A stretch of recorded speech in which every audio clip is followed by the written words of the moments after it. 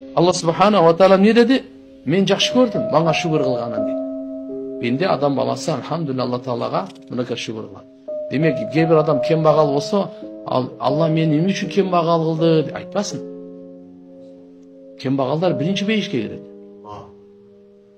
Байларға қарағанда 500 жыл мұрын бейішке кіреді.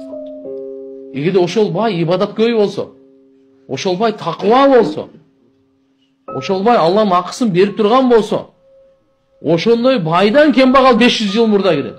Берке байларды айтпайды тұрам мен. Алар пока есеп кетет, ошол бай есеп кетебін бері чекті ошын жөді. Пайғамбар саллаллаху алейхи ва саллям өзі кембағал болған.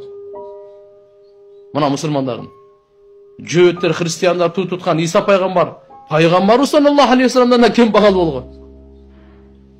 Мына Иса пайғамбар.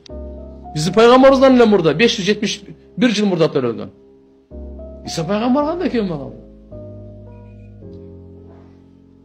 Шөче иншалла кембағалдық қордық емес.